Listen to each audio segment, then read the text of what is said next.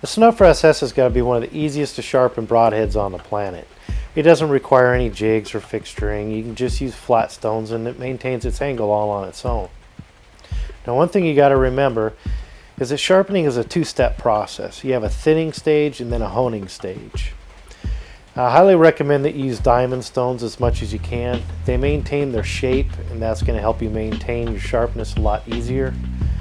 If you suffer a lot of damage, say shooting through a deer into a rocky ground, then you can drag it backwards on a file and remove a lot of that metal, reconstruct the edge before you get into using your stones again. And that's really kind of the secret of it, is you let the grits do the work. Now when you go to coarse grits like say 400 or 600, draw the head backwards. I don't recommend pushing the edge into the abrasive, as that could actually round the edge slightly and make the thinning process a little bit more difficult. What you want to be feeling as you're moving up in grit is each time you want to be feeling some improvement in the sharpness of the edge. Now it won't be razor sharp yet, but you're just feeling a little bit of improvement as you go. Now once you got to where you're feeling some improvement from the 600, then you can move up to your finer grits like 1200. But when you're on 1200, you can actually push the head forward and back, because the abrasive is really fine and it's not doing any damage to the edge at this point.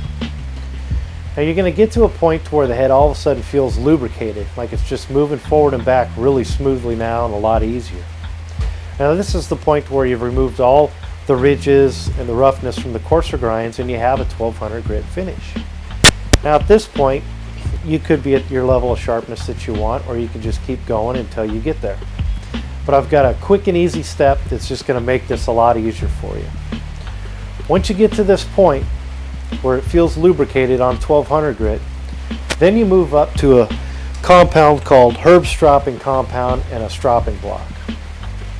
You can get this Herb's compound at woodcarvers.com. It's dirt cheap. It's like $6.25. So I've had this stick right here about 3 years, and I haven't even used half of it yet, and I've done a lot of work with it.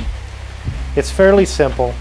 You just shave a little bit off onto your leather, scrape some off, and butter it in. That's all there is to it. Then you take the head, draw it backwards on the strop, and in 5 or 6 strokes on each side, you'll have it to that hair pop and sharpness that you want. Anyway, it's real quick and easy. If you have any questions, just drop us an email at tech@magnusbroadheads.com.